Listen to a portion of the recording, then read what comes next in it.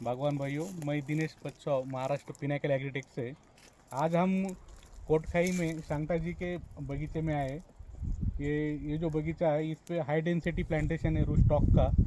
तो वही हमें जानकारी चाहिए शांता जी से कि जो अभी ट्रेडिशनल मेथड से जो अभी यहाँ पे सेब का कल्टीवेशन हो रहा था, अभी जो 4-5 साल से अभी नया ट्रेंड चालू हुआ रूट स्टॉक का, उसकी जानकारी हमें चाहिए कि रूट स्टॉक्स में आपने कौन कौन सी वैरायटीज़ लगाई है और उसके बेनिफिट्स क्या है, वो थोड़ा हमें। जनरली अभी तो देखिए सर, अभी इनिशियल स्टेज पर है सारे ना।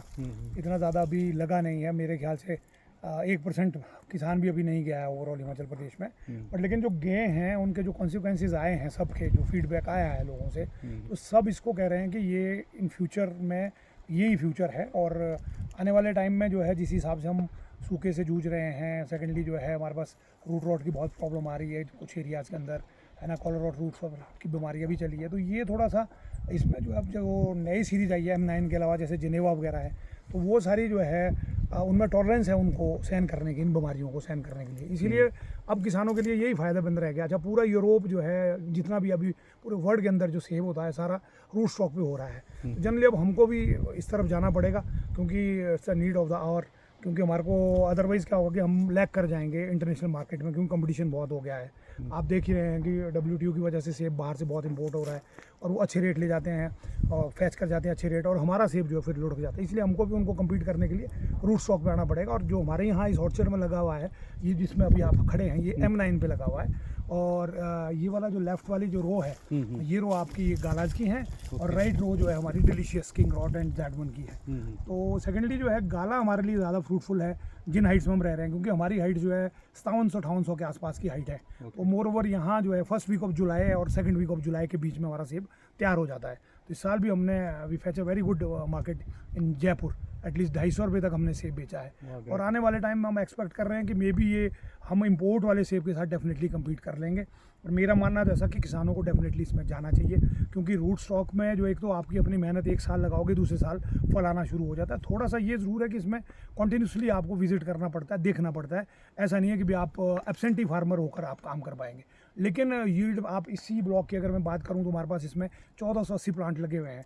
ये 2020 और 19 में लगा था, फेज्ड मैनर में लगा था। आधा 19 में लगा था, आधा 20 में लगा था। तो इस साल हमारे पास इसमें 854 बक्स हमने जो है 754 754 बॉक्सेज हमने जो है 13 से 14 किलो वाले मार्केट किए थे। तो इसमें जो है 16 लाख रुपए का सेब जो है मार्केट से हुआ था। तो अगले टाइम हमारा एक्सपेक्टेशन ये है कि इसमें मैक्सिमम यील्ड हमारी जो 2026-27 तक आएगी। मान के चलो कि हम एक जो है 13, 14, 15 किलो का एक डब्बा मान के चलेंगे, इसमें निकाल पाएंगे। तो 1500 डब्बा जब होगा तो डेफिनेटली 30-1 लाख रुपए का हमारा टारगेट है। अब जो अब लगा, पहले तो हम भी सोच रहे थे शायद 20 किलो सेब निकल जाएगा या 25 निकल जाएगा एक प्लांट में। हाँ, एक प्लांट में। पर मेरे को अब लगता नहीं है। ऑन एन एवरेज जो है 15 किलो ही हमारा एवरेज आएगी इसमें। हो सकता है कोई पौधा 20 ले जाए, तो वो बहुत अच्छा यील्ड है। क्योंकि पर एकड़ अगर आप बात करें तो हमारे, अगर हम ट्रेडिशनल में होते इसमें, तो पर एकड़ हमारी इसकी इनकम बहुत ज़्यादा अगर जाती तो 10 लाख से ऊपर नहीं जानी थी, चाहे हम जितनी मर्जी मेहनत करते।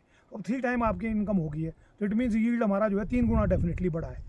तो मेरा तो निवेदन सरकारों से भी रहेगा, अभी तक बड़े समय से हम बोली जा रहे हैं कि इस पे जो है, जिस तरह से उत्तराखंड में, कश्मीर में हॉर्टिकल्चर डिपार्टमेंट जो है अनुदान देता है, उपदान देता है, सब्सिडीज़ दे रहे हैं किसानों को, अगर इसमें हिमाचल प्रदेश में भी जो है इसको अनुदान दे किसानों को, तो डेफिनेटली किसान इसकी तरफ डाइवर्ट हो जाएगा और चेंज हो जाएगा, और रेडिकल चेंजेस आएंगे और इकॉनमी डेफिनेटली ऊपर उठेगी। हमारे जो GDP में हमारा जो एटलीस्ट जो है हिमाचल प्रदेश का कम से कम 13 से 14% हिस्सा हमारा जो है सेब का है।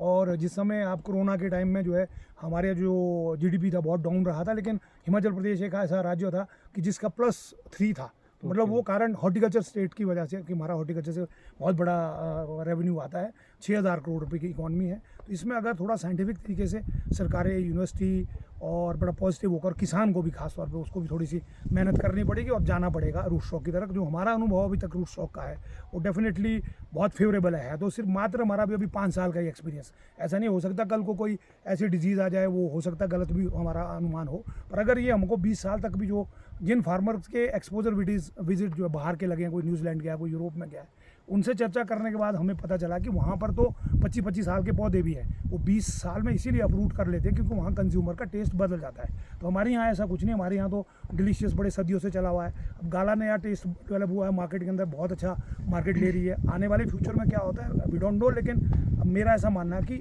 यील्ड डेफिनेटली हमारी बढ़ जाएगी। तो रूट स्टॉक पे जाना मेरा समझता हूँ कि एक समझदारी वाला कदम होगा किसान अगर रूट स्टॉक पे जाते हैं।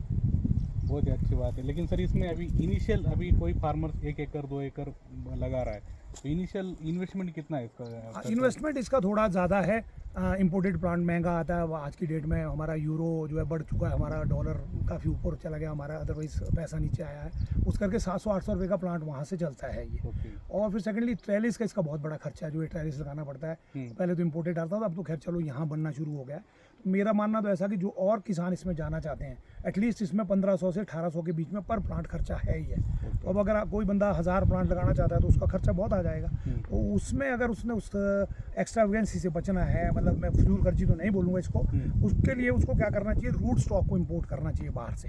इम्पोर्टेड रूट स्टॉक, वैसे तो यहाँ भी अब रूट स्टॉक मिलना शुरू हो गया, बहुत सारे नर्सरी मैन है जो यहाँ रूट स्टॉक दे रहे हैं। थोड़ा सा इशू हमारे यहाँ क्या आता है कि हमारे यहाँ रूट्स उतनी प्रॉपर बन नहीं पाती है। ऐसा नहीं है, प्लांट उनके भी बन रहे हैं, ऐसा नहीं है, बन रहा है प्लांट। और अगर चलो जिसने इंपोर्ट करना हो रूट स्टॉक इंपोर्ट कर ले, साइनवुड इधर बहुत लोगों के पास आ गया है, साइनवुड यहाँ से यूज़ करे। और मेरा जो एक्सपीरियंस है कि उसमें ग्रोथ ज़्यादा बेटर है इंपोर्टेड प्लांट के बनस्पत। ये मेरा अपना अनुभव है। देखो मैं कोई ऐसा नहीं बोल रहा हूँ, जिसने इंपोर्टेड प्लांट लगाने वो प्लांट लगाए। तो अगर खर्चा थोड़ा कम करना तो रूट स्टॉक से स्टार्ट कर सकता है। अगर तो गवर्नमेंट अनुदान देते तो डेफिनेटली फिर तो 3 साल का पौधा वहाँ से आएगा, चौथे साल ही यील्ड आप प्राप्त कर लोगे, ऐसा मानना है। अभी आपने ये जो 2019 में ये प्लांटेशन किया था, जी।